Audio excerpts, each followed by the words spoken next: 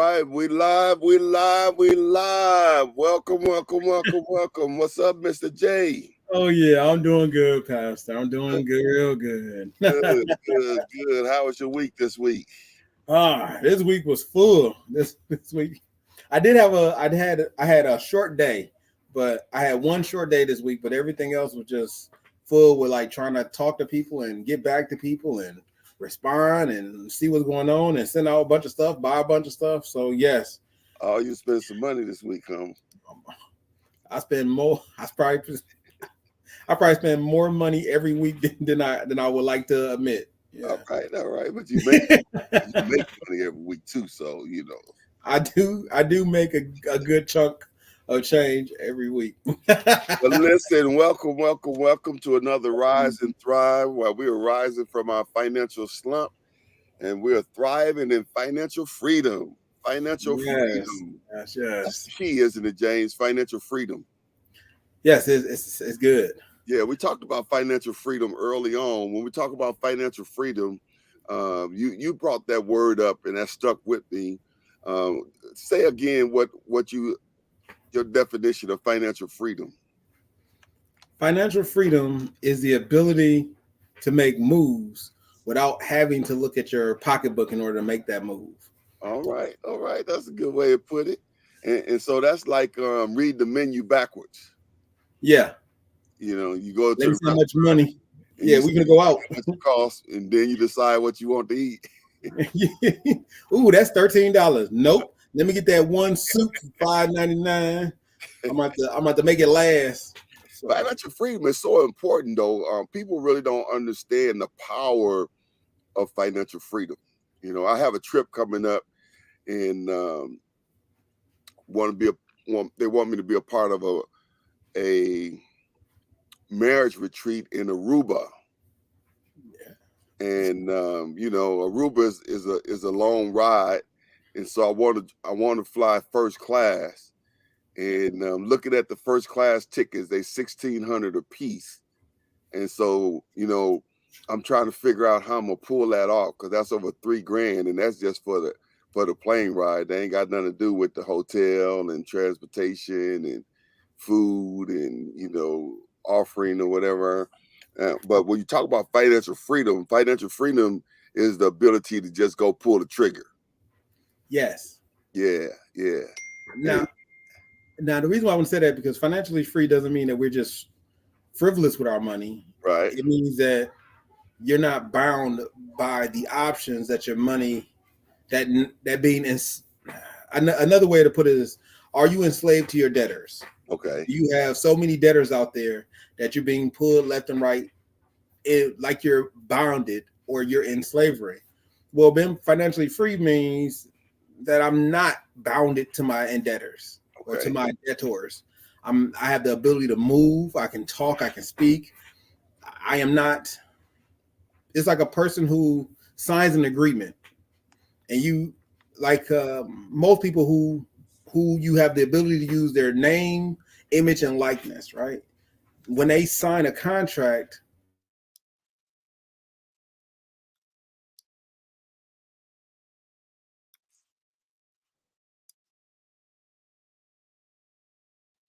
Uh-oh. I think it froze. We're talking about financial freedom, our ability to rise from financial slumps to thriving in financial freedom. And that's so key.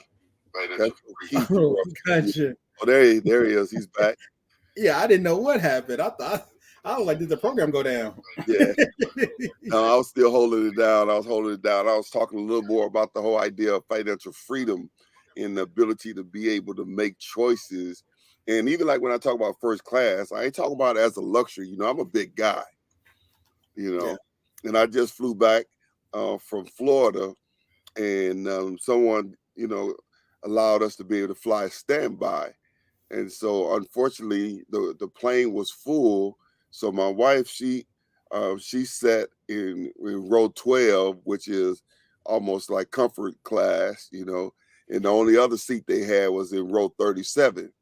And so I went to row 37, and I told my wife I couldn't even drink the soda that they bring you. You know, I was cramped so much I couldn't pour it. I was, and it was a big guy on the left, and it was a big guy on the right, and it was a struggle, and I couldn't move my feet. And then the guy in front of me had the nerve, the audacity to let his seat back. So, That's so like fighting I'm not words. talking about going first class, as a luxury. I'm a big guy, you know what I mean? And to go that far, especially if you're going to do ministry, you don't want to get there and be worn out. But we're talking about having that financial freedom. And so before you went off, you was talking about not being wasteful. Financial freedom is not being wasteful. Yes. I believe you used the term frivolous. Do you remember that thought you had? Yeah. I remember that thought I had because I think about it a lot. When you're financially free, it doesn't mean that you just splurge and you spend money frivolously. That means that you just waste your money and you be like, I see candy, I'm gonna buy candy. That's not what we're talking about.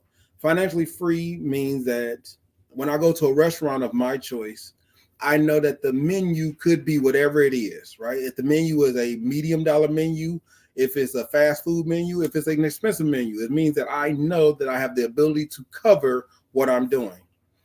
Financially free means that, hey, if I want to support somebody, I have enough money coming in and I can support somebody without putting myself in hardship. Okay. That's financially free. Another method of being financially free or gauging how free you are is looking at how many debts you have out there. If you're indebted to a bunch of different credit card companies, to a hospital bill, if you're indebted also to all your friends and families that you owe money to, guess what? You're not financially free, you're financially bonded or enslaved. Right. Right. Financially free people is the reason why we was able to push people like Paul, and we was able to push Paul like the missionary who went out and he retrieved a lot of people for Jesus Christ. He wrote 2/3 of New Testaments. He was free to do that because he had other churches with free people, free, financially free people who could fund what he was doing. Another person that made it through the history books is a guy by the name of Billy Graham. Billy Graham himself wasn't funding everything he was doing. He had a lot of backers who was financially free, who could send a man of God out to do what he was called to do. If you look at people who aren't even Christians, look at Malcolm X, or look at those who are Christians. Look at Martin Luther King. These are people who was able to further do what they are do because they was backed by organizations who were being supported by people who was financially free. And even though we was going through hardships at that time, we still had money set aside to make sure that we was putting money away to send those who can do what we are not able to do.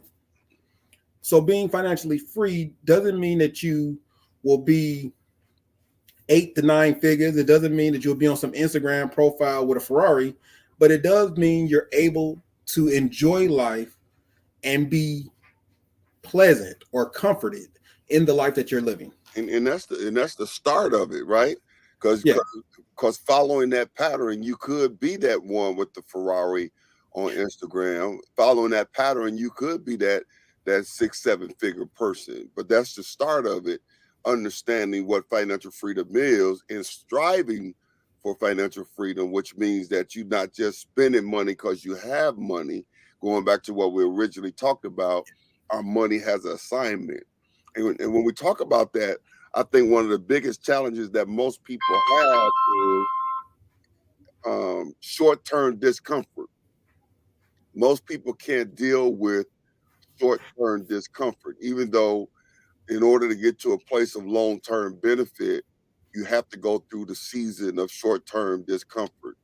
And so a lot of times, as soon as people get money, the things that they dream about or the things that they desire, it could be a steak dinner, it could be a new, coat or a new dress or, it's things that they couldn't do because they didn't have the money for it. But as soon as they got the money, instead of riding it out a little longer and putting purpose to that money, they take the money right away and then they'll go just spin it up to do whatever that temporary, you know, fun is or temporary thing is, and then they're back in the same situation they were in, and so they fall back into that financial slump. Does that make sense? Yeah. And And so, because some people may think that, hey, I saved $1,000 and now I'm free. No, you're not. You you was starting the process, and the moment you hit adversity, and that's typically why we stop. If your goal is to pull yourself out of a car payment, $1,000 doesn't pull you out of car payment. It just puts you ahead of several car payments. It doesn't end the car payment at $1,000. And when you start the process, you got to be willing to go through the process, mhm, because even when you hit financial freedom, you do a reassessment, because everything is always a sign. You do a reassessment. Hey, what do I got coming out? What do I got going in? I just paid off these 2 credit cards and now they're manageable. mhm, Because being financially free doesn't mean that you don't have debt. It means you have the ability to manage your debt. Being financially free doesn't mean that everything is all paid off. It means everything is manageable. That means the house you live in is manageable, because you still got to pay taxes for the house that you live in. You will never be without taxes. The house you live in does have heat and it has electricity. Those bills have to be paid. But being financially free means that those things aren't a burden to you. They're just things that has to go with the ability to do what you want to do. yeah, yeah. We got couple people tuned in. Miss Paris, how you doing, Miss Paris? Tuned in. How's my grandson doing? He has his baby dedication tomorrow. I mean, what day is this? Oh, this Friday. Right. On Sunday, and so I talked about him this weekend. And then I see Lady B tune in over there. She says, I'm going to be financial free soon, real soon. And so that's what we want to really get to, because I believe that is the desire of most people, and is to achieve financial freedom. I mean, struggling can be old news. You know what I mean? Yeah. Always chasing, after finances, and running from them, and all the different things that go along with not having enough. You know what I mean? And Yes. I think a lot of times it's about starting, like you say, with where we are, as far as doing those little adjustments. And you heard the term. It's not a sprint. It's a marathon. Marathon. And Yes, it so is. that's the thing that we have to understand. Financial freedom is a journey of building good, sound financial habits.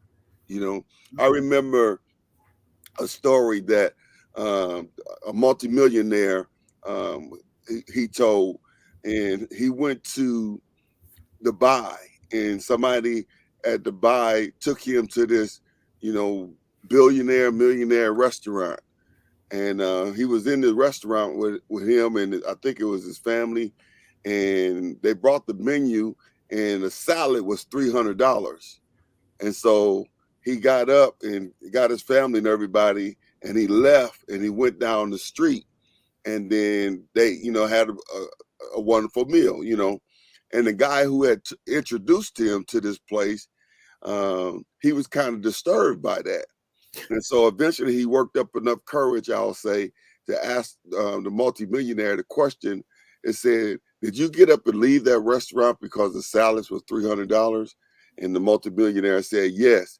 And he said, "But you got it." He said, "Yes, I do, but not for that." You know what I mean? That's a And so having the money doesn't mean that you spend the money. It still means that you have good, sound financial habits that you're able to gauge. He said he went down and paid almost 300 for the whole table, for the salad, the meal, and everything, and it was a good meal. But a lot of times, if we're not careful, we're buying, designer things. We're buying things that impress people around us, but then you heard the term, you have a coach purse, but you don't have no money in it. You know, and so being able to or have I don't know the different labels. Let's say some Gucci jeans, but you ain't got no money in your pocket.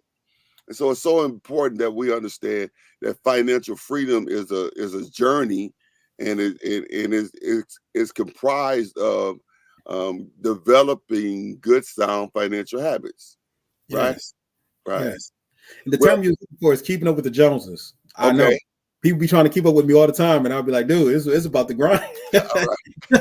I want to keep up with the Joneses. You know, I know the Jones. I know the Joneses is loaded right here. That's why we got the Joneses on here. Uh, He did that on the slide, y'all. He just threw that in for free. You know, yeah, yeah. Because we want to be. Hey, listen, ain't no need of reinventing the wheel. If somebody said it's all right um, to be a copycat as long as you copy the right cat. You know. yes, yes. Yeah, okay.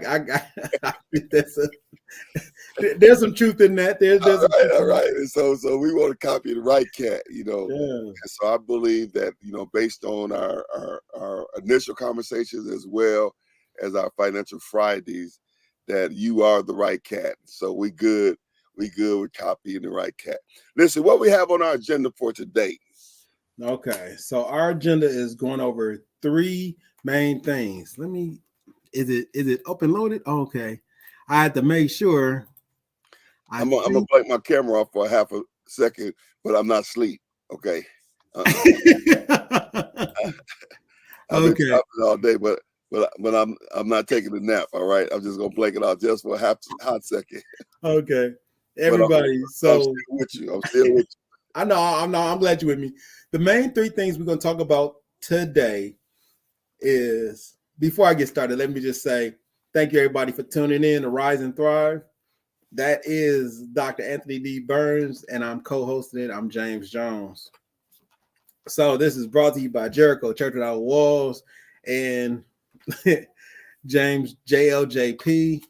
The three things we're going to talk about is starting at start.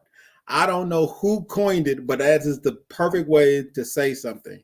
For everybody in the chat, we want everybody to start at start. That means wherever you are right now, we want your input.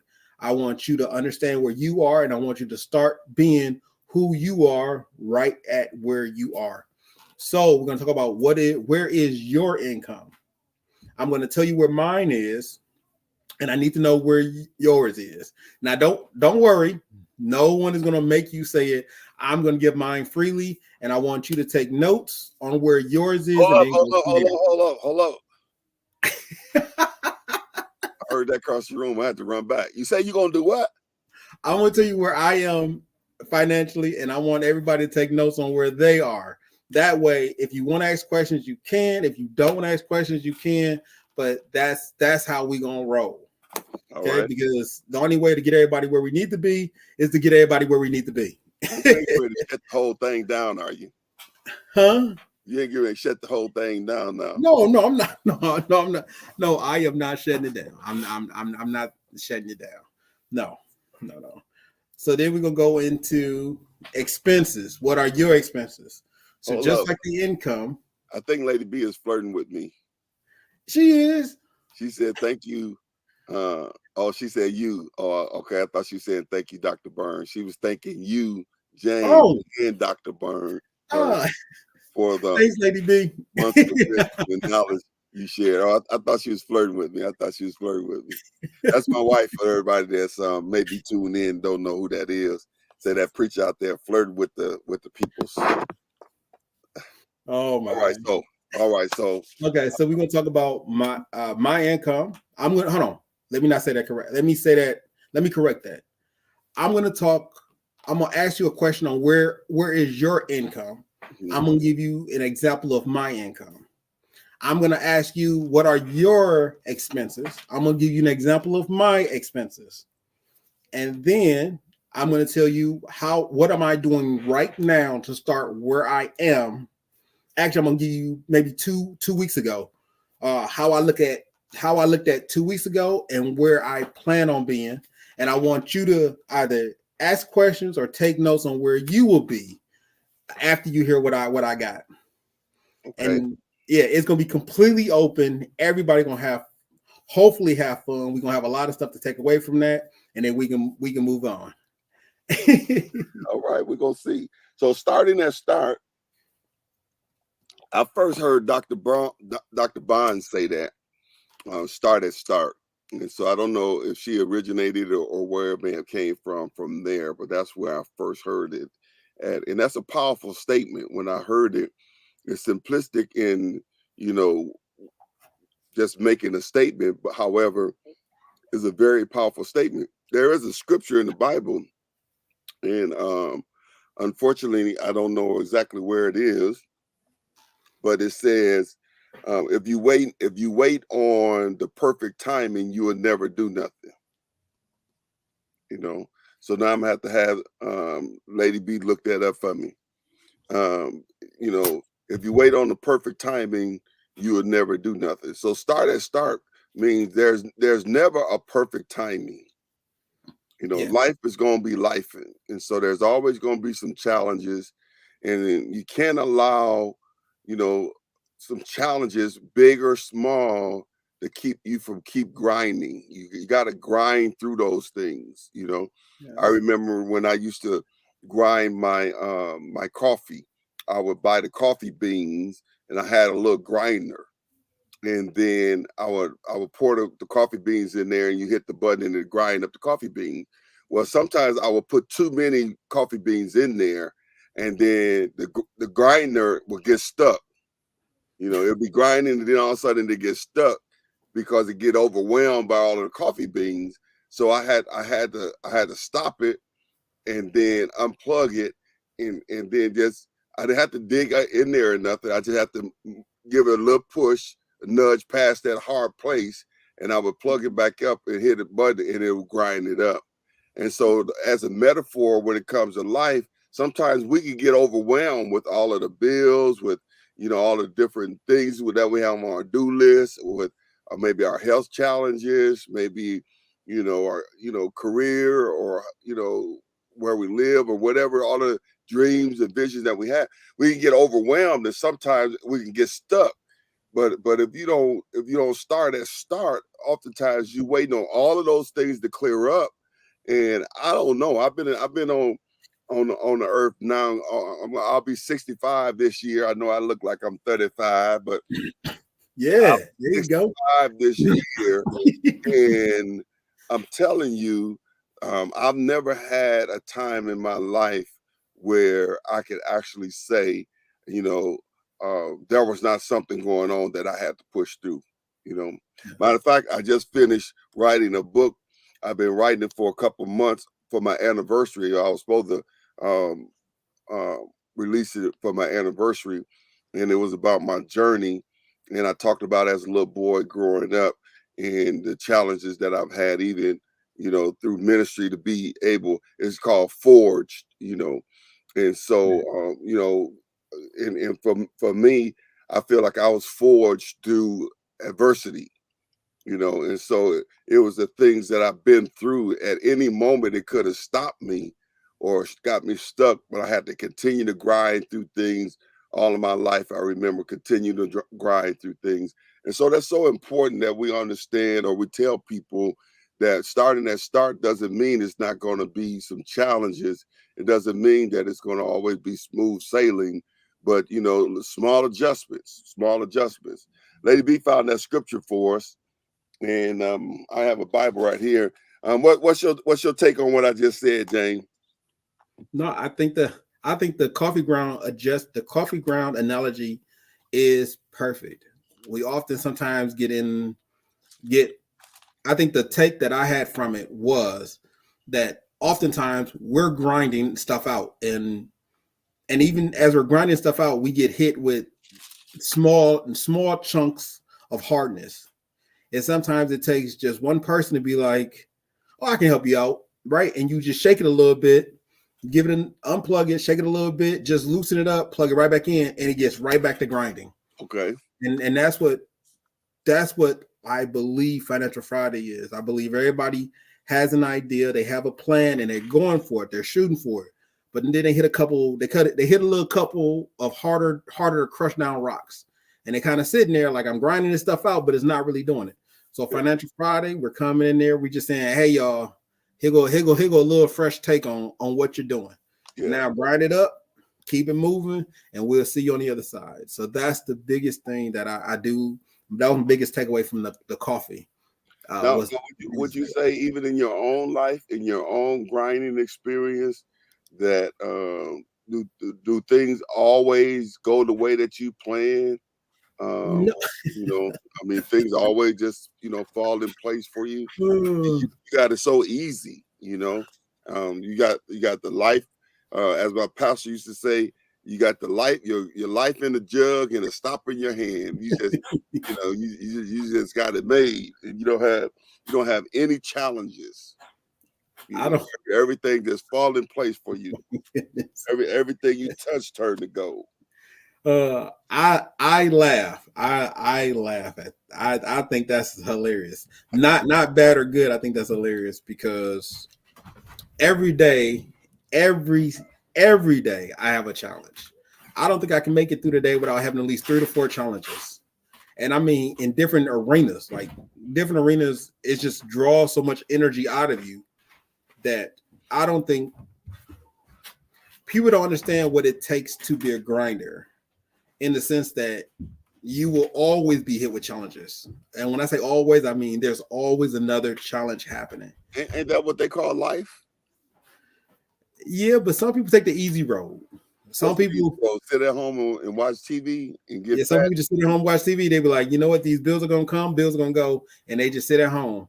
And then Okay. there's those of us that was like, hey, you know what, I can do better than this. I can work harder than this. I can work myself out of this. And then you put yourself in situations where you're working a 40-hour week job, you're a 40-hour week entrepreneur, you got another 20%, another 20-hour investor, and then you like a 5-hour investor over here, and you find yourself, and then, oh yeah, let me not forget, I'm still a husband, still a father, still a godfather. All right, gangster. I see that little gangster in you. You know what I'm saying? But you got all these different arenas that you fall yourself in, and each one has these challenges. Each one has challenges, and nothing is easy. But you got to jump in there and just say, you know what? I'm gonna make some mistakes. I'm gonna get some things right, but I know I'm gonna be here tomorrow. And if I have enough breath tomorrow, I'm gonna go. I'm gonna get in here and I'm gonna still do what I got to do. Yeah. So you may not watch a lot of TV. And you So may not be able to quote all the NFL's score charts, but when you be like, "Hey, I'm gonna leave town," and now you can jump in something and you just leave town, that feels good. yeah. When you like, "Hey, my kids need some food. We need to go grab something." Hey, love, why don't we go grab something? And it's not a hassle. Then you feel good. But I'm not saying that was immediate. I'm saying that's after the longevity of doing the the small adjustments over the strength of time. Then things start falling into your bucket a little bit easier. Okay. All right. Starting that start and being able to. One of the prayers that I had early on, I used to want things to be easier. I used to wonder why I had it so hard as a pastor trying to make things happen. And then I read a quote. I don't know who quoted it, but they said, and then I kind of put my own twist on it. And the bottom line was, I don't want things to get easier. I want to get stronger. You know, That is the and that by me is being stronger makes things easier. But things are not easy. But I'm stronger. You know, Lady B found that scripture for us. Let me and I see they got one in the chat, but I like the Living Bible. The Living Bible said like this: Ecclesiastic 11:4. It said, "If you wait for perfect conditions, you will never get anything done." And that's the Ecclesiastics 4:11 and 4, and that's in the Living Bible. That's in the Living Bible. And so, if you wait for perfect conditions, you'll never get anything done. So, you got to start at start. All right. So let's go ahead and get started with our lesson for tonight, all and right. see if we can help some of these grinders. Yeah. Yes, yes. All right. So everybody can take notes. We're gonna go over these three. income, expenses, and getting started at where you are. Now, when I give you my examples, I don't want you to be like, oh, that's where I'm going to be.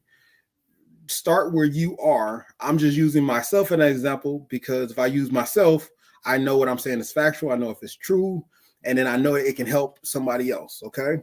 Mm-hmm. So the first one is, where is your income?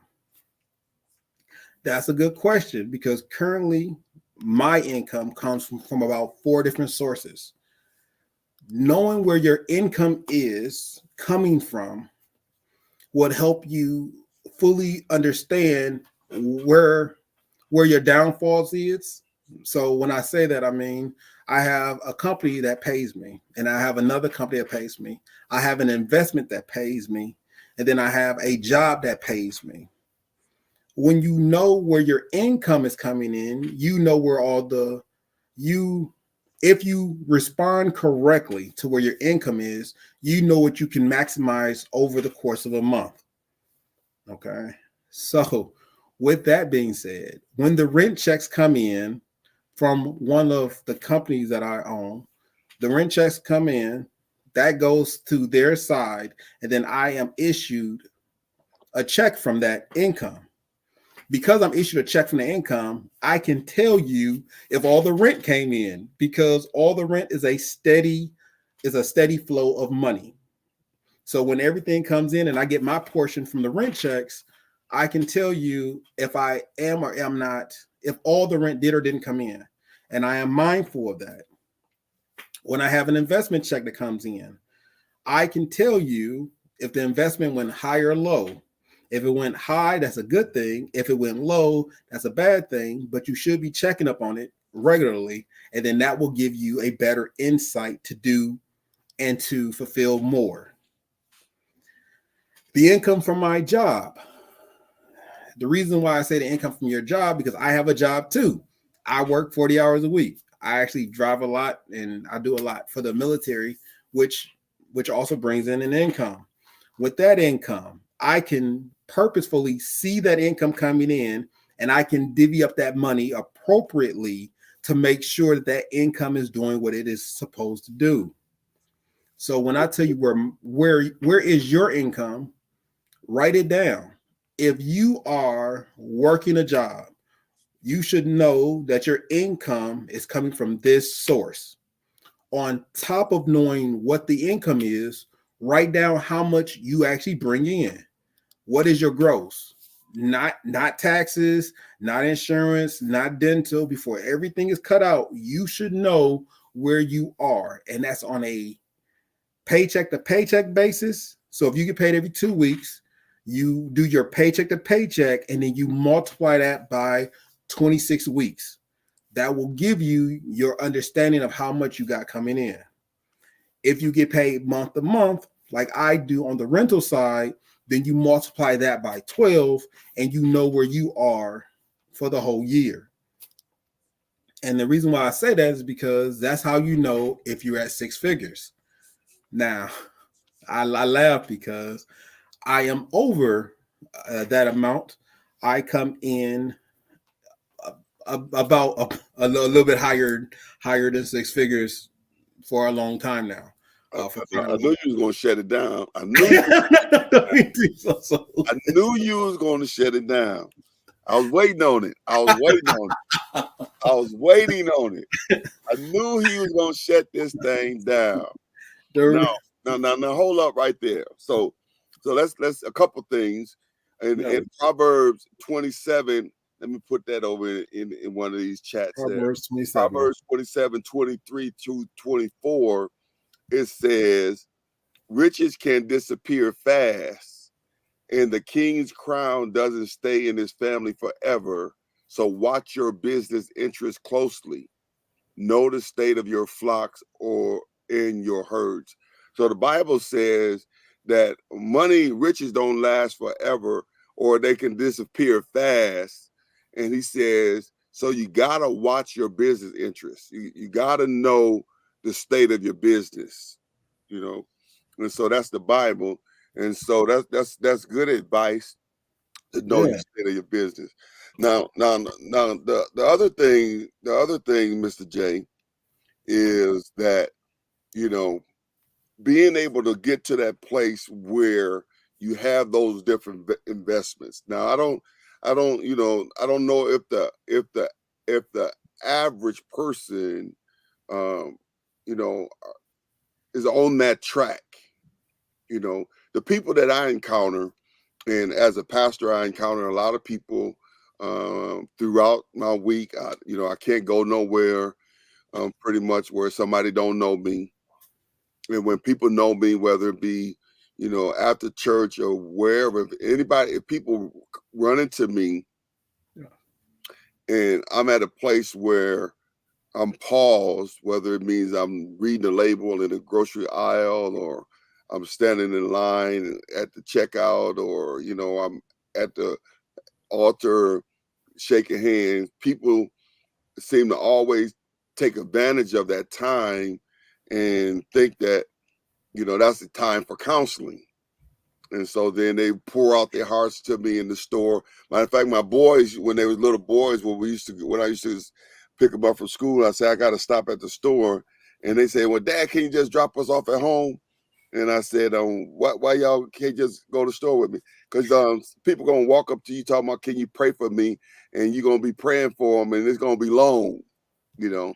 So the point that I'm making here is I interact with a lot of people on a regular basis. And the average person that I interact with is always at some point or level complaining about, and maybe complaining might be a strong word. Some of them do complain, but have a concern about their financial state. And a lot of times their financial state drives their family interaction. So if there's challenges at home, a lot of times it can be the stress from not having the financial freedom, you know, and it's a snowball effect, you know, and so I definitely congratulate you on your accomplishment and where you are. It gives us something to strive for, and it qualifies, your ability to help walk us through this. But backtracking now, going back to that person who is challenged through their financials, the person whose financial situation is causing challenges at home in their relationship with their spouse and their ability to, take that time out in order to regroup. Because some people don't have vacations and things of that sort. Now I know they got a thing, and no, I ain't coming for you, Minister Brumfield. But there are some people they take staycations, they call them. I heard that from Minister Brumfield. She said she was on a staycation. And I can't do staycations. I have to do vacate. I have to vacate. I have to get out. I have to get out of here. You know what I mean? And even when I'm gone, like this week I was gone, my phone's steady blowing up. I'm steady getting texts and things of that sort.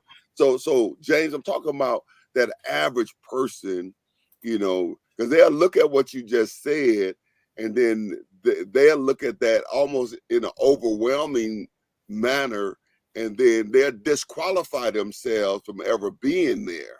Even though we say start, little adjustments, you know, and even though you did your disclaimer in the beginning, you talk about wherever you are, but the question is, can we get to that place? Yes. You know. I am 100% sure that everyone can get there. So speak to that person I just described to you. Okay. So in my perspective, the average person is probably making ends meet. That's the average person is probably making ends meet. And they probably working a job. So to the average person out there who can hear what I'm saying, just listen to me. I believe in you. I believe is a Whitney Houston song say, I believe in you and me or something like that. She said, I believe in miracles. Now I'm not a Whitney Houston singer, so I don't have their same voice. But the song was talking about hope and uplifting. And I want to tell you that the reason why you can do this is because, like everything else, you have time.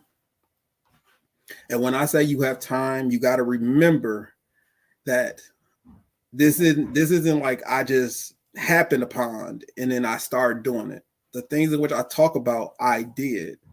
And then when it all came crashing down, I had to apply all of those theories. Mm-hmm. So then this is a hardened understanding. And I think that's the thing that we all must be aware of is how concrete is what I'm saying. And I understand that some of this stuff could be a lot, right? It could be a lot. It's like if you got a kid and you think your kid is really cool, and then you go to school and then you see your kid beating up everybody, right? And you could be like, dude, this ain't the kid I got at home. And the principal's like, well, that's the kid we got at the school. I don't know what they be doing at home, but this is what it looks like here, right? I don't want you to think that I'm looking at you at that same way. I want everybody to know that we had our trials and our struggles, right? And I don't want nobody to be talking to my wife on Sunday, be like, hey, what y'all go through? Because it ain't about people to have all of your personal business. It's just to know that we went through our own trials and struggles. And from those trials and struggles, we grew. And when I say we, I do mean having a person that has your back, or a person that will push you forward, or a person that will be with you while you're going through things. That's a difference maker. Okay. Okay. So the average person, the biggest thing I can tell you is follow your dream, follow your vision, Okay. and Now know let's that things happen in little small changes. Though I can't express that enough. It's just the small steps that make people get better. okay. Let's talk about. You say you still have time. So when you look at your time span over the career, or over your time to get to where you are, um, how long has your journey been? My journey started 26, so that'll make it about 16 years. Okay. 16 years in a journey. I had a vision of what I'm doing now about 34 years. About 34 years.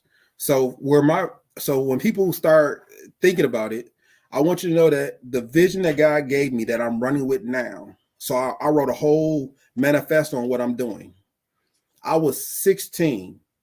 I didn't even start until I was around 26. So that's 10 years without anything, without anybody seeing anything. All they heard was my words, my voice, and they heard what my vision was.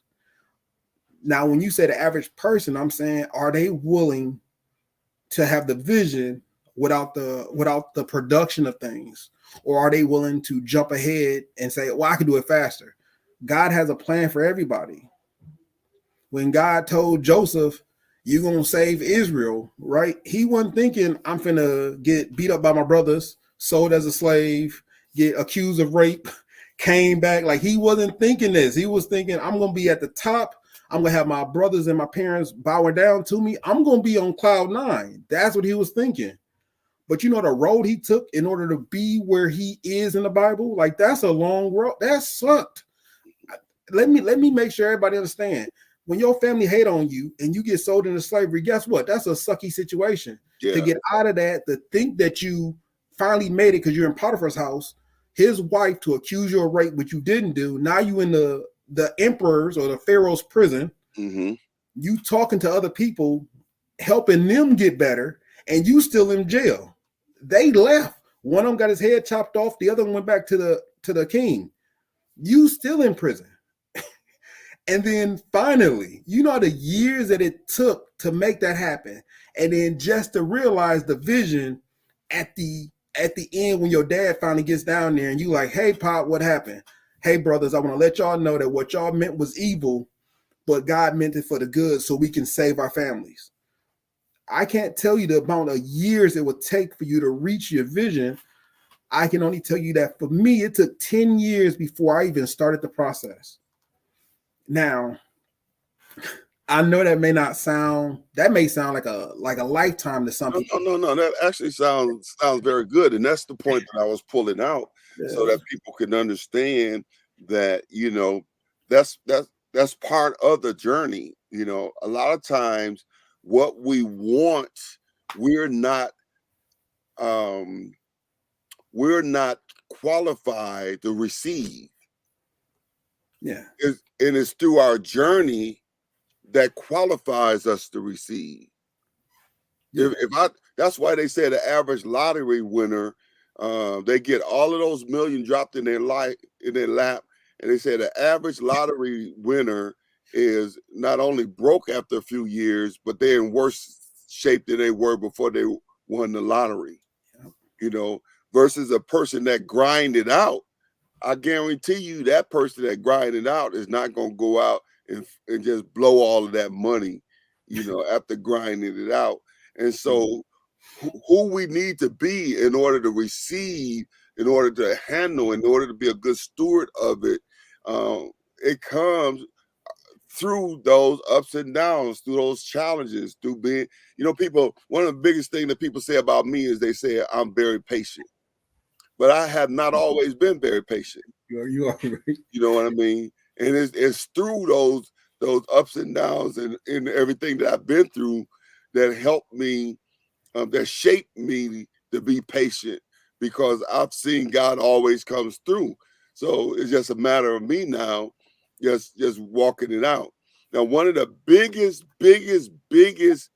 hugest, largest, humongous things that I have to fight with myself, and I believe other people have to get this as well, is knowing that God is in charge. We have to begin to see ourselves where we want to be. Yeah. And a lot of times, there's some weeks I'm good with that, but then there's some days things happen that I'm not good with that. You know what I mean? But we got to see ourselves. That's why having a vision and having it written out is so important, because just having it written out is just the first step. You got to see yourself at that place. And a Yeah. lot of times you're defeated in your mind because you can never see yourself that way. Maybe because your parents were like that. Maybe because you didn't grow up like that. Maybe because you're not a good speller, or maybe because you got a health challenge, or whatever. We allow those things to disqualify us. But when you say start and understanding that the power is in the small steps. The Yeah. power is not in the huge leaps. The power is in the small steps. And no matter what condition you're in or your life is in, you can take a small step. That's the Yeah. beauty. That's the beauty of it. You can take a small step. It's like getting on the highway and driving somewhere. I used to love driving. I still love cars, but not driving like I used to. I've driven to Florida multiple times. But now it depends on what kind of car I got now. If I have Rolls or a Bentley, or so I still want to drive to Florida. You know what I mean? But the thing that I'm saying is that when I drive to Florida, when I first start out, and I look at all the miles I got to go, it was fun planning, but once I get in that car, it doesn't seem as much fun. But Yeah. then as I see the mile markers, and say, not how many miles I got to Florida, but how many miles I got to Chicago, you Yeah. know. And then once I get to Chicago, how many miles, and then knocking them down mile by mile by mile. The next thing you know, I look up, I'm there. And so it's so important that we not get overwhelmed with everything that we're dealing with, to the degree that we stop making the small steps. The victory is in the small steps. I Yeah. think I'm preaching now. Let me back But off a little bit. you are on point though. You are on point. When people talk about, well, how much income you got, I'm like, well, I didn't just start a business and it made money. First, I got my income right. Mhm. I got the job right. Then I got the business right.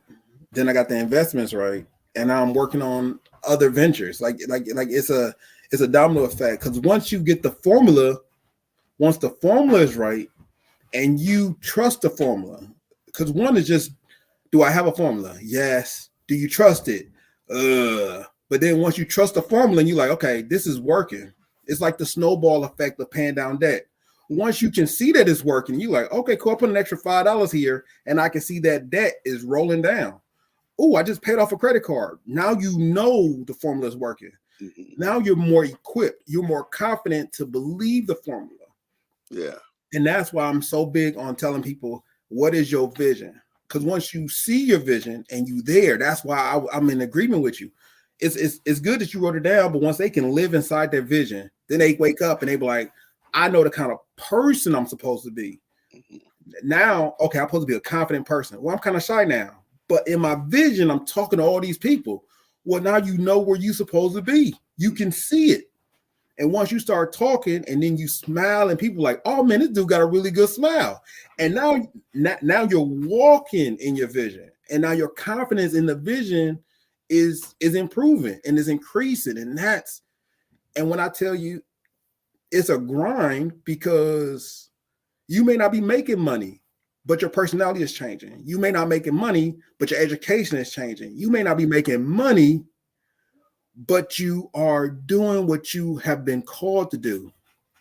And then that's how you get to where you need to be.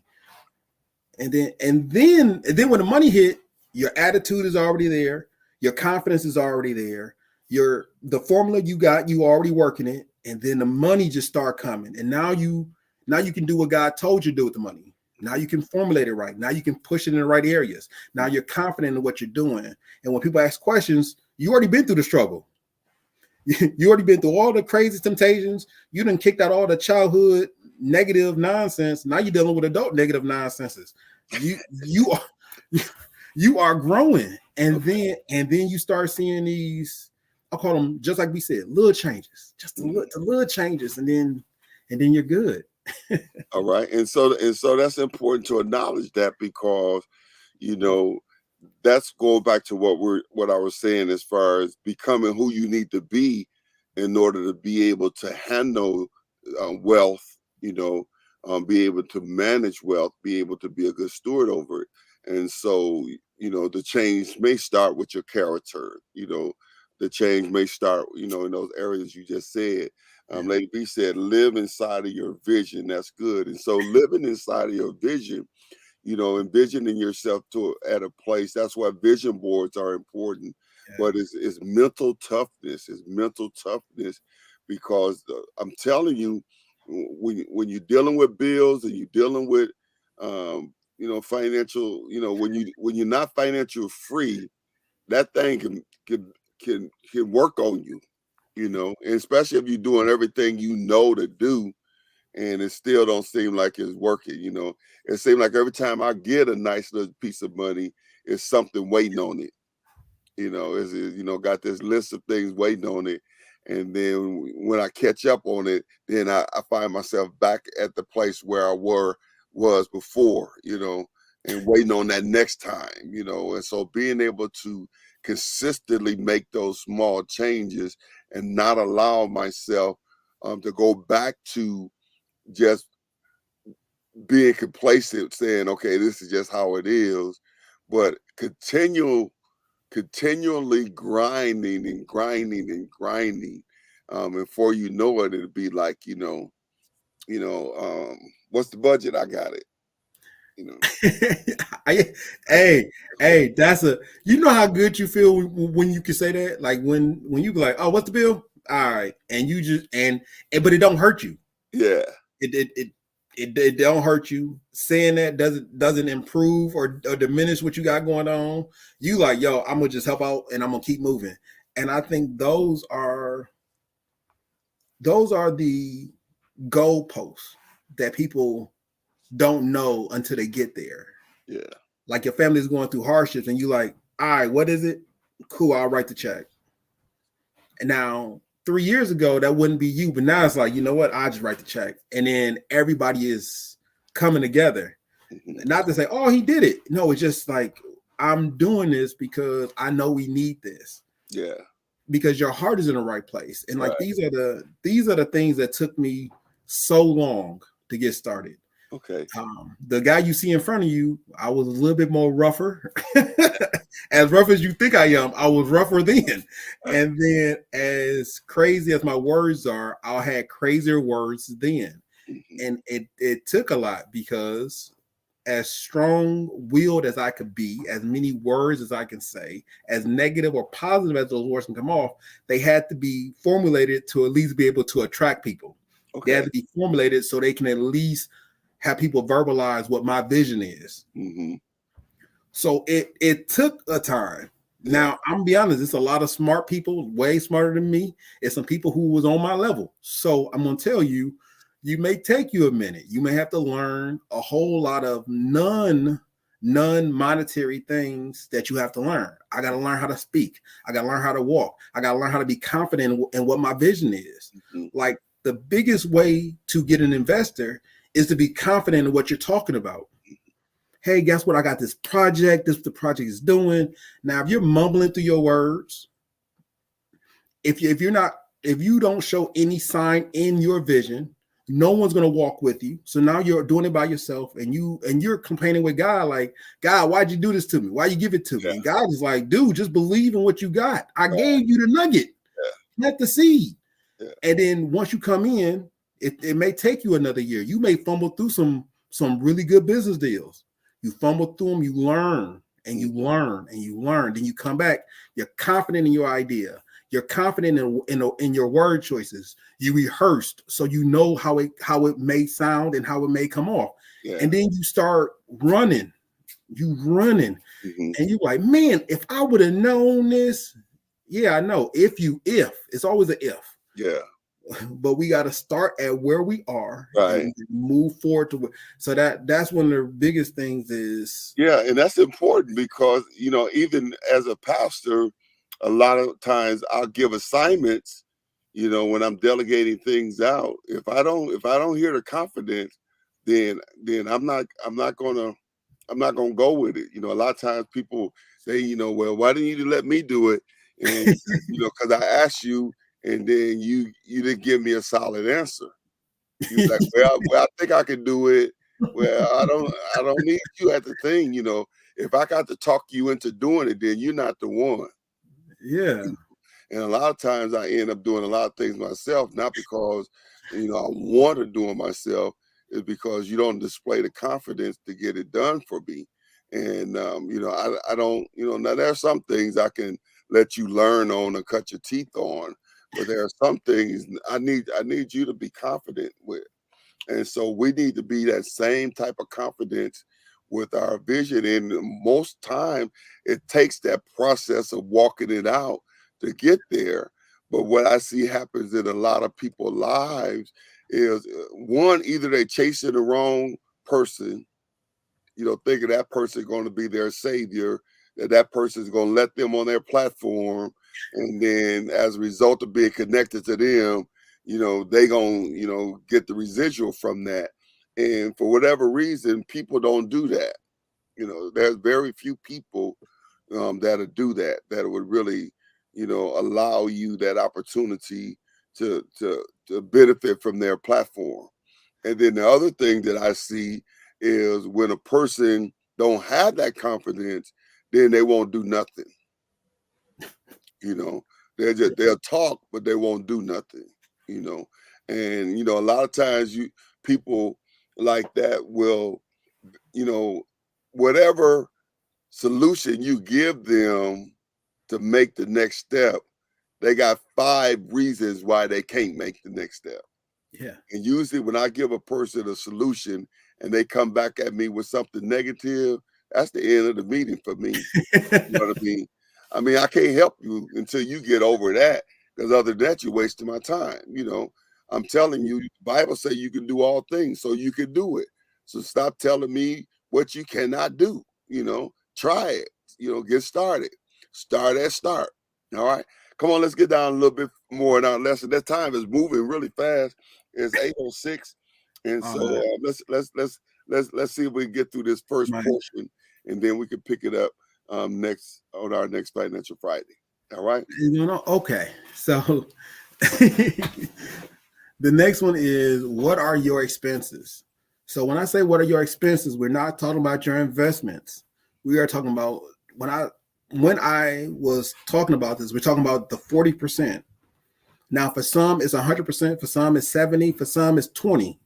Because there's some people who are doing really well, some people who are on the line, and some people who need to improve a little bit. So this is all talking about starting at start. Now, I already told you it would took me 10 years before the vision to actualization, right? 10 years. So I'm telling you, when I say what are your expenses, my expenses are rather high. I'm running a little bit around 45% of what I got coming in. That's what I'm spending in expenses. All right. And so let's make sure we're clarifying for those who tune in that may forgot. When we talk about 40%, that number we're talking about is how much money we should be spending on our living expenses. Is that right? Yes. Okay. Yes. Oh, okay. So let me fill everybody in because I'm looking at the time. Okay. So the formula back was 10% goes to God, 10% is going to the God and country. Sorry about that. 10% is going to God, 10% is going to your country. That's in taxes. 40% is your living expense. That means you take a paycheck. Out of that paycheck, 40% is what you're living off of.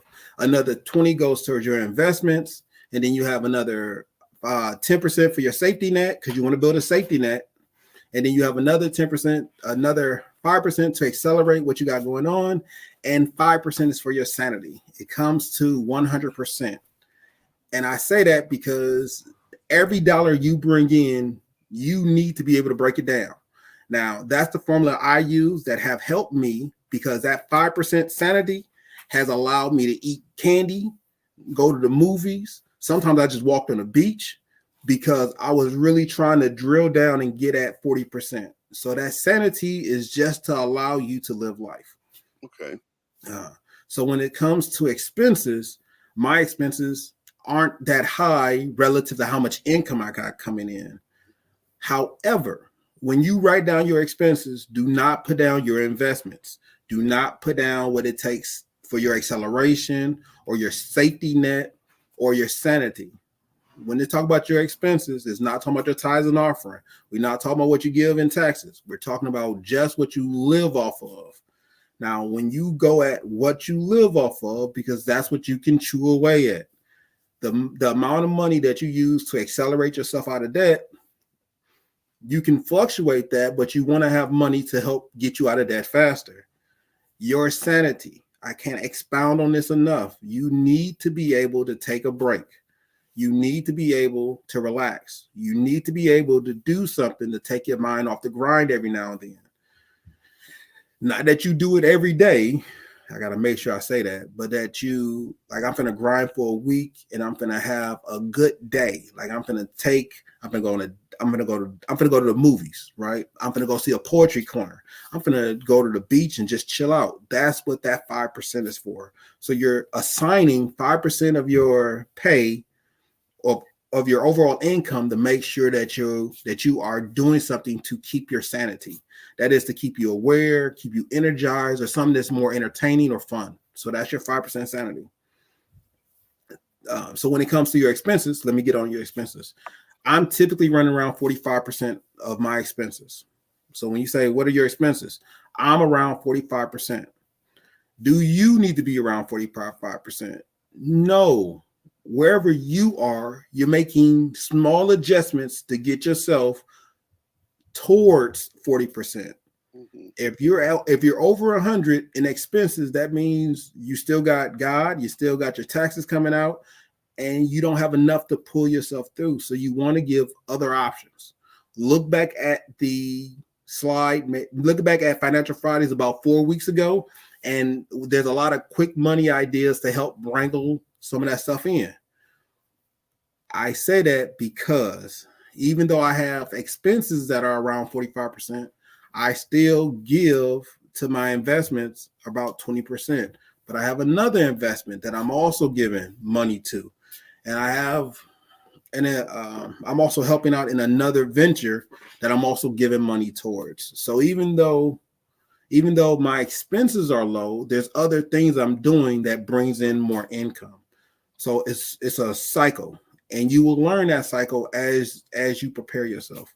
But the biggest thing, the biggest takeaway is to know what your expenses are, not your investment costs, not if you're running your own business. This is just for personal reasons. You should know how much it costs for you to live life. Excuse So me.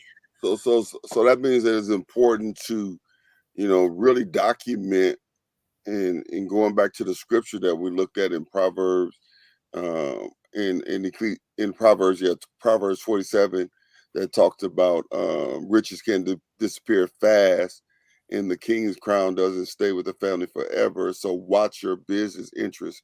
So that's why it's important to document, so that you have a budget, that you know what's coming in and you know what's going out, and that you're tracking the monies that you come in. And when I say monies are coming in, I'm talking about other monies, like you mentioned your investments, and you mentioned different other things that you got coming in. For some of us, maybe it might be a seed, or maybe it might be, something, that, small. When we talked about um, fast money, you know, Yeah. maybe it's some fast money things that's coming in, or, we talked about getting that extra job on a Yeah. temporary basis in order to accelerate yourself to a certain point. Uh, Yeah. but Yeah. being able not to allow that money to get consumed in your living, where now you got the money coming in, you wanted the money for this bill, or you wanted the money to make this move, and the money came in little increments. And when you counted up, you had the money to be able to take care of it, but Mhm. because um, you wasn't watching your business interests, you was allowing the little money that was coming in to escape. And when you add it up, you had enough money to make the move, but because you didn't keep up with it, Yeah. you never get to where you're trying to go. And so being able to take the time to document, you Yeah. know, um, your the money coming in and your money that's going out, and being able to set goals or targets for whatever those extra, like you talk about investments. Because going back to your formula for, your 40% living expenses, 10% to God, and 10% to taxes, that's only 40 60%. So you still got 40% there. And then you broke that 40% down. You said that was what? So you got 20% going to your investments. So then you got 20% going towards investments. Yeah. And so that's the part that I was trying to get to, because, if you planning it out right, then you are actually building up, not necessarily a nest egg, but uh, uh, um, Your an funding. investment account or Yeah. something, where you can begin to make some moves towards where it is that you want to go, even if it's small moves, like we talked about Yeah. with the CD, but being able not to consume everything that comes in all of the time. Because you have money don't mean that you have to spend it. Yeah. And when I tell you, like, people don't know the struggles that it took. Like my 10 years, it wasn't just all happy. I In previous episodes, I've already told you that I went from all my money down to $1 because I had good money coming in. I just had pockets that was on fire. So as fast as my money came in, it was leaving out just as fast. So I had money like, oh yeah, cool. I got taxes. No, those taxes are already pre-spent.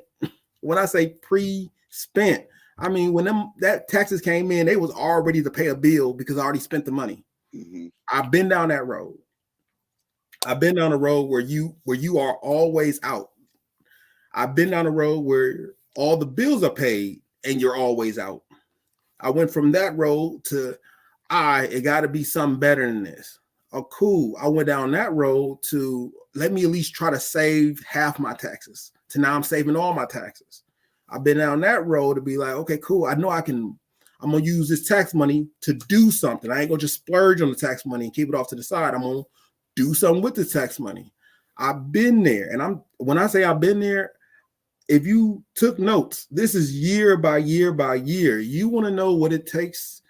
You got to grind it out. You got to look at your deficiencies and say, I want better. This is where living in your vision will help, because I know where I'm supposed to be. I'm supposed to be in a position to help other people get to where they need to be. How does that look? How do I fulfill what God has told me to do? Cool. I got to get myself right, because as water passes through, your hand gonna get wet. Let me just let you know, when the blessing passes through from me to somebody else, my hand's gonna get wet. Yeah. And my hands are wet. I'm telling you, my hand's been wet for a while now. God has been very much blessing me, and I have hopefully been a blessing to a lot of other people. But just because that's happening, that doesn't mean it can't happen for other people. As a Christian, that's just what we do. God builds us up, he strengthens us, and as he's building us up, we're building somebody else up. As he's strengthening us up, we're strengthening up somebody else. As he's moving us, we putting other people in position so they can move as well. That's what we do. We're Christians. Yeah. And I say that and I laugh, because that's exactly what Christians are. We come into a community, we improve the community. We are the light of the world. Yeah. We are the salt. We add tons of flavor to what's going on. Mm-hmm. And we got to be that while we're still grinding out, while God is still working in us. So when I tell you this, I'm telling you that it may appear to be hard. Mm-hmm. It's not. Your vision is telling you that you made it. Mm-hmm. I want you to make it. Pastor Burns wants you to make it. So as you take notes, just know that we both want you to make it. If nobody else tell you, you play the same clip again at 8:18, and you're going to hear me tell you that Pastor Burns want you to make it. And I, Brother James Jones, I want you to make it. No ifs, no ands, no buts. And your family needs you to make it. And you, even though you may not know it, you need for you to make it, and you got the whole heavens backing you up. Yeah.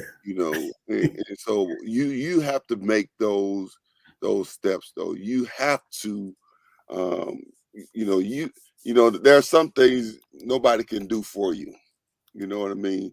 And that's one of those things that, you have to do for yourself, and it's going to be okay. I mean, growing up, you fail, you skint your knee, some people broke bones, you bust your head, some people got stitches or whatever, but you made it through that. And so the pain and the hurt, it passed, you healed. And so in the same sense, you got to start, and you could do this. James, we are just about all out of time. Let's give some homework. Ooh, I was just about to say that. Okay. Right. Here go the last slide. The last slide is the homework slide. So, how do you get started? This is the homework. Now, all throughout this, I was telling everybody, take notes. Take notes of your income. Take notes of the expenses. Now, this is the homework. How do you get started? Some of you need to write a vision. When I say write it, I do mean write it. If you want to do a pictogram and put a bunch of pictures on the wall, make a portfolio of pictures. If you pass that point, write it down. You don't got to make a novel, but make sure that you write it so other people can read it and understand where you are. If you're past that point, get started. Spill out what is your expenses. Spill out what is your income, and start putting the pieces in place. If you're past that point, now I'm not saying rush it. If you didn't make a vision board yet, don't run off and start trying to do your expenses. Do the vision board. make sure you can see and others can see this is where I'm going. If you didn't write off, if you haven't wrote down where you're going, don't run off and start trying to make a business for yourself. Go back and write the vision, make it plain. It's in scripture. Trust me, it works. You make the vision, you write the vision and you make it plain. Plain so you can read it, plain so other people who's coming up with you, like your wife or your spouse or your friend, your co-workers, your accountability partner, make sure other people can read this and be like, oh, okay, cool, I see where you at. The homework is to start where you are. Vision board, vision, a vision statement or a vision or a mission statement, right? What are you planning on accomplishing? How does it look when you get there? And who's there with you? Now we oftentimes, and I'm guilty of this. I'm guilty of this too. So if she can see me, she know who she is. But I'm guilty of that. Sometimes I appear that I'm by myself, but people don't see the people that back me and push me to be in these places. The people who take care of the kids, the people who make dinner, the people who literally push me, right? People don't always see the person who's directly behind me. I need, People I don't need you. always see the family. I need you to. I need you to stop alluding to it and just tell them. Give a shout Oh, out to your wife. well, my wife Lisa, she I give a shout out to her. She knows who she is. Yeah. Hopefully hopefully she can hear this. But yeah, I give it So straight you out. saying that Lisa holds it down to afford you the opportunity to be able to go and provide for your family, Yeah, and be able to make the moves that's going to leave a legacy. And even when it comes to setting an example for your children to be able to follow, that they're able to see, what it takes in order to be able to navigate life, and that's important because one of the biggest challenges I see when I deal with married couples is they're in competition with each other. They don't realize that they have a purpose. When the Bible said that the wife is the help meet, that's important that they play those roles. But a lot of times they're not, you know, they're more in competition with each other. They're competing, and as a result, there's no unified front. And we both have two different. And I'm not saying that the wife shouldn't work, or I'm not saying the wife shouldn't have her own aspirations or whatever. But I'm saying that marriage should be a partnership. you yeah, know, and it should be us being able to see where um, we want to be and coming to some understanding or agreement to what it's going to take. And then each one being willing to play those roles that need to be played in order to be able to get it there. And so that's important that you acknowledge, your backbone, your rib bone, your yeah, bone of your bone, your flesh of your flesh, your woe man, because people need to hear that, because a lot of times, they don't realize that they're doing themselves a, a disservice, when they they fail to support their spouse when it comes to whoever has the best plan to bring financial freedom to the family. Is so important that you both be on board and not be jealous or envious of the other person or competing with the other person. So I threw all that in for free. All right. We got 5 minutes. We got a homework assignment, and I believe we had a good class. Even though we didn't make it through um, most of the things that we had planned for today, I think we had a good class, and we didn't see a lot of. I see Lisa chiming in. Oh, look at that. See that? You got some points. You got some points there. Look, I see some love stars in her eyes. She got 4 of them in there. Yeah, yeah, yeah. That boy in the house now. Yeah. And yeah, she says, it takes a team. It takes a team. yes, And yeah, that's so important that people understand that, because you take it for granted sometimes if you're not careful that person got your back. And a lot of times people, because they don't know that, they're both grinding, but they're not making progress because they're not unified. They're not a team, and they're more in competition, but they don't realize that they are. But they fail to support the other person, you know, and so they're acknowledging the other person, but they're not supportive of the other person, and so they're not able to be able to go forward. All right. Yeah. Um, we are out of time, and we got 3 minutes here. So Okay. We got the workshop. yes, we do have the workshop coming up. It is the entrepreneur workshop. All of them has been very good. Yes. All of them has been very good, extremely over the top. They have exceeded, you know, a lot of people's expectation. I Yeah. really expected it to be at that high level. That's why I sought out the best to be a part of it. And this one coming up is one that you need to be at. Matter of fact, I'm going to make you a special deal today that I just came up with. And but it's this next is fourth Saturday, 9 to 3. Come planning on staying the whole time. Yes. Whatever it is you got to do, it can wait. It will be worth your effort. And this one is going to be fail forward fast. So it's going to be about learning to thrive despite setbacks. So this is going to be a very good one, and it's going to be good for not only business owner, but it's going to be good for anyone really. And so it's going to be about learning strategies to bounce back from setbacks quickly, and understanding the role of resilience and overcoming obstacles, and practical advice. And I've asked Michelle Pitts, the owner of Pitts Funeral Home Yeah. on Prairie, and Michelle is I've talked to her many times, and I've watched her from afar. She's very involved in the community. She has multiple hats that she wears, and she does a lot of things that people don't really realize that she does outside of the funeral home. And she's definitely a person that's had some challenges in her life, and I'm gonna let her tell her own story.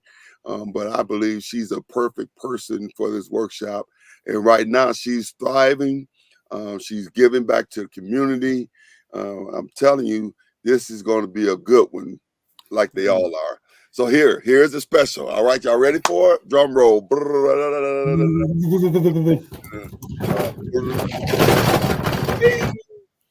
Um, for this workshop, if you get to sign up, two people to sign up. They have to sign up. Two people. If you get two people to sign up, then I'm gonna give you yours for free. Boom. You're gonna get the workbook. You're gonna get lunch. You're gonna get the workbook. You're gonna get lunch, and I'm if you get two people to sign up. Now, when they sign up, they got to put your name down so that we'll know. You can't just see them show up and say, "Oh yeah, this is my guest." No, no, no, no, no. You're gonna have to put their name down. But if you get two people to sign up, and this is a ministry, you can help. The reason I'm doing this because you know somebody who need to learn how to bounce back. You know somebody who's dealing with setback. You know someone who's dealing with some things. They're trying to get something going, but it just don't seem to be working. That they need to overcome some obstacles. You know somebody, and so this is going to be you helping somebody else. $25, we're not making no money on the workshop. You do know that. Yeah. And we're making sure that we're taking good care of our speakers. And so $25 is it don't really cover the lunch. More or less, the workbook by itself is worth $25. Yeah. Amen. I thought I'd get an Yeah. amen on that. It does. It But does. so for this workshop, if you get two people to sign up, have them put your name down, go to dr80burns.com/events. That's dr80burns.com/events, and get them and sign up for Failing Forward Fast. and learning how to thrive despite setbacks. And so if you get 2 people to sign up, yours is going to be absolutely free. And you're going to get the workbook and you get lunch as well. And so I need you to be in the place. All right. Well, we are definitely out of time. James, what's your closing comments? Come to the event and don't dodge. Yes. Come to the event. There's a wealth of information, and you can apply all that stuff in small increments to make sure you're better positioned moving forward. Yeah, there's no need to reinvent the wheel. You know, learn from somebody else. Listen, we've learned a lot today. I know I've learned a lot today, as I've already said before, and I'll say again that my life has definitely changed, and my financial stability has definitely increased, and I am on my way to a place of financial freedom. As a result of using the information that we've been sharing here on Rise and Thrive Financial Fridays. And I'm telling you, if you apply the information, you can rise from a place of financial slump, and you can begin to thrive at a whole nother level to financial freedom. And so it's definitely has blessed my life. I'm working on some things for this year that I'm going to be launching. And I believe that as I grind them out, it's going to give me some financial freedom. And I'm trying to decide, James. I got to figure out how to make a deal with myself. I got my eye on this automobile, and I got to make a deal with myself. I'm gonna have to be able to do something. I'm gonna have to be at a certain place before I release myself to go get it. You know, you know what I mean? Because I want to go get it. Being my 65th birthday, I want to go get it for my birthday, but I wanna make sure that I'm doing something. Like Rich Dad Poor Dad. Yeah. How he would go buy a house and then use the income from the house to pay the car note. Yeah. And then once the car paid off, he still got the money coming in. So I want to be able to do something similar. I don't like real estate that much. I used to do real estate, but I'm not a real estate fan. I know a guy. You know a guy, all right. I know a guy. I know a guy who pretty good at real estate. He's pretty good. So I might need to partner with that guy and do some things. But anyway, I've been blessed by Financial Friday. That's all I'm saying. And I am definitely in a better place as a result of it. And I believe that our best days are ahead of us. All right. Yes. So what's your closing comments? And then we're going to go ahead and get on out of here. Much love to everybody. Remember, small increments will get you there. Small increments. We're going to have to write a jingle for that. Small increments will get you there. Yes. Don't worry, there's no need to fear, because small increments will get you there. Yeah, there you go. Now, I'm not a singer. I'm telling you, man, Whitney Houston, she had this one song, I Believe in You. I was like, man, I can hit every note when I'm sleeping. Well, I might have to listen to that one. That might be I'm going to have to pull some out of there. All right, well, listen, you all, thank you for tuning into another Financial Friday, where we are rising from financial slumps and we are thriving in financial freedom. And listen, thank you for tuning in. Again, I pray that you take the information that you receive, put it to practice. You got to walk this thing out. Things don't just happen, they must be planned. And so you got your homework assignment. God just dropped something in my spirit, and I